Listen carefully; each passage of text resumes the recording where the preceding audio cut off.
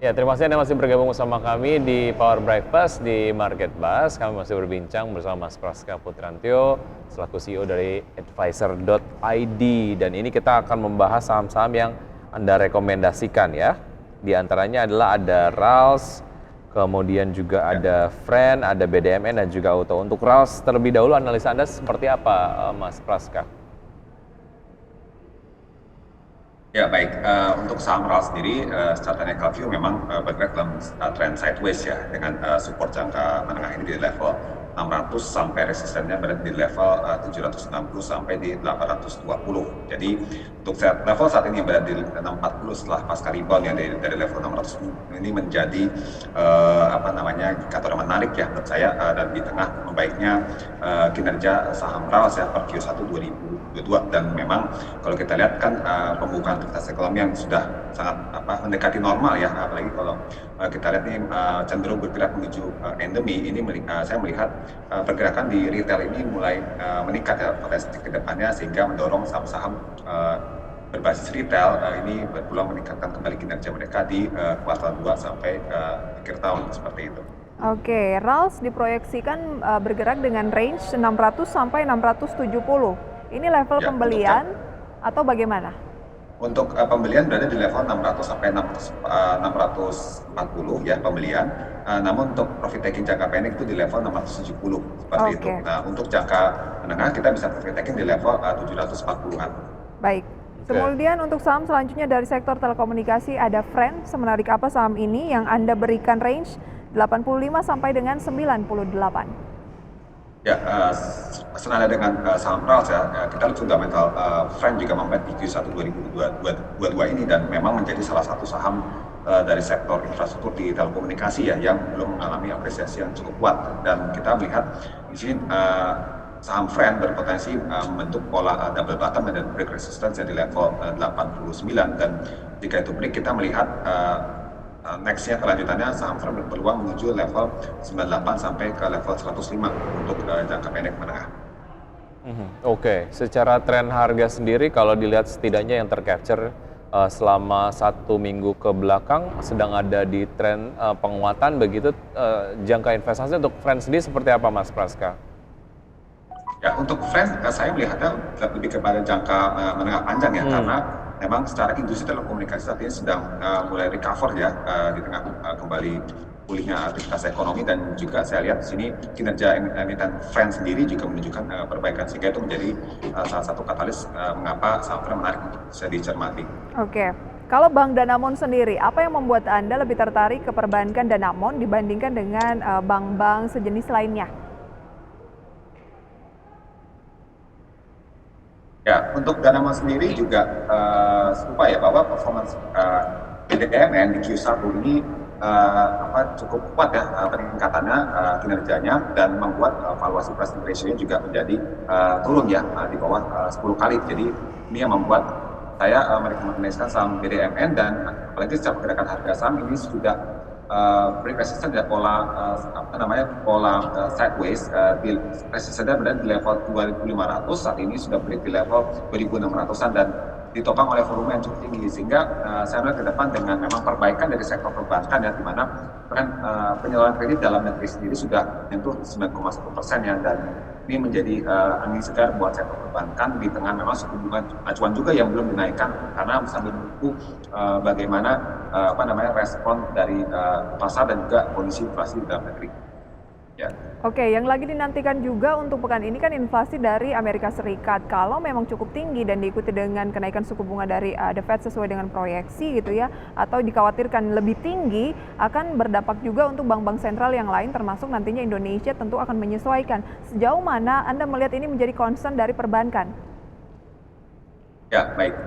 Menurut saya memang yang mempengaruhi kenaikan suku bunga acuan, kita lihat dari berbagai macam sisi ya, tidak hanya daripada The Fed. Memang The Fed nanti akan menimbulkan kekhawatiran terutama di pasar SBN ya, seperti itu, karena otomatis yield obligasi Amerika Serikat bisa kembali naik ya, meningkat bahkan menyentuh 3%.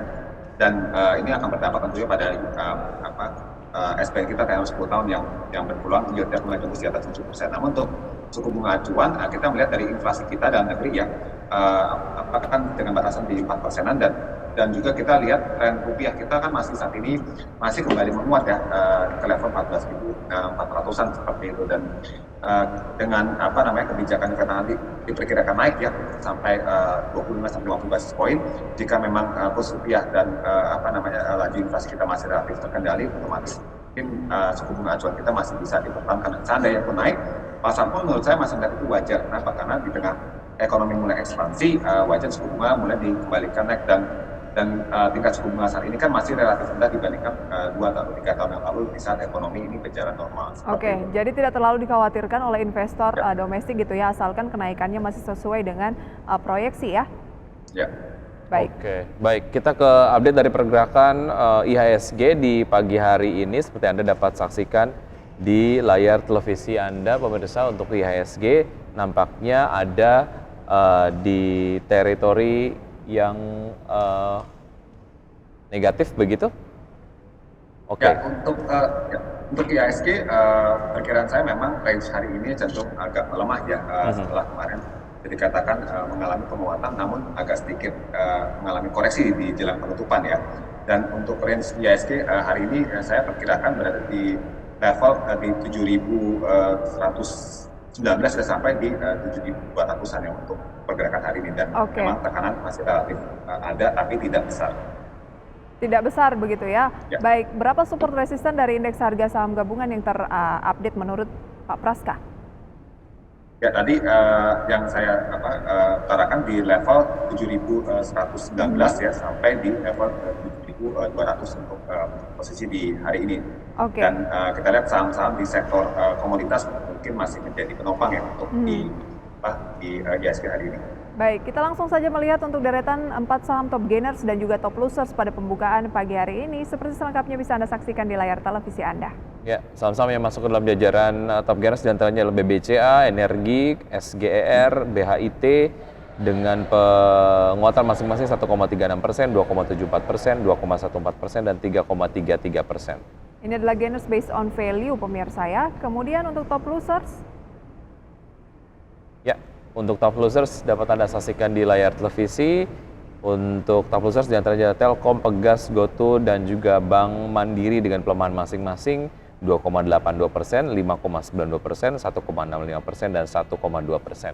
Oke, itu adalah update dari pembukaan perdagangan pada pagi hari ini. Wajar ya kalau misalnya ada pelemahan yang berlangsung pada beberapa saham, diantaranya GoTo karena kenaikan yang sudah cukup signifikan kemarin 10%, wajar kalau ada profit taking.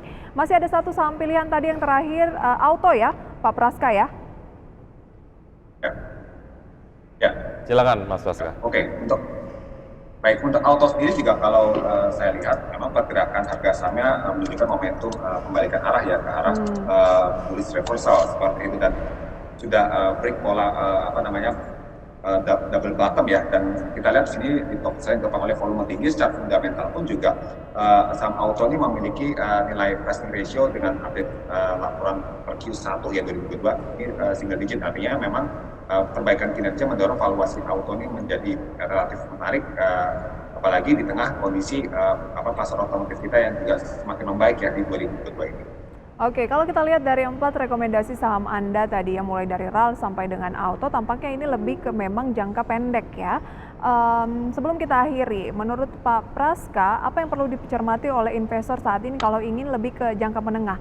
Sektor mana yang layak? Apakah mungkin konstruksi atau masih soal seputar tambang atau retail atau yang lainnya, Mas Praska?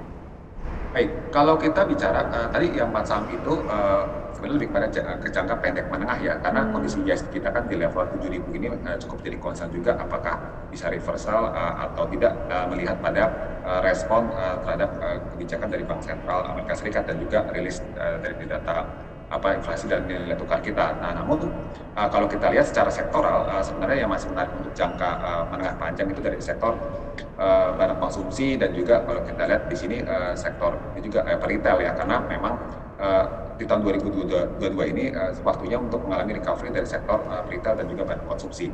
Dan samping itu juga konsumsi ya, sektor Mas Praska, konsumsi ya, bukan konstruksi ya. Barang konsumsi ya, konsumsi. Konstruksi dan retail. Ya, barang konsumsi dan retail. Barang konsumsi. bukan konstruksi. Nah, kalau yang properti ini menjadi sektor yang perlu di wait and see ya. Dalam hal kalau kita lihat bagaimana performa mereka di sampai Q2 ini di tengah tren suku bunga yang masih rendah, namun ekonomi mulai membaik. Jadi untuk sektor properti menurut saya menjadi waiting list lah buat investor untuk memilih saham-saham yang saat ini masih tertekan seperti itu. Oke, jadi konsumsi, kemudian retail, dan juga yang bisa dinaksir saat ini adalah properti gitu ya. Tapi tunggu dulu untuk jangka pendek keputusan dari Amerika begitu ya. Seperti apa data inflasinya yang akan mempengaruhi kondisi dari keputusan suku bunga The Fed ini yang menjadi concern saat ini ya, yang akan rilis Jumat pekan ini. Baik, Mas Praska, semoga ini bisa menjadi referensi untuk pemirsa di rumah ya. Ya, betul sekali. Terima kasih atas analisa dari Anda. Sukses selalu, sehat selalu Mas Praska. Sampai jumpa.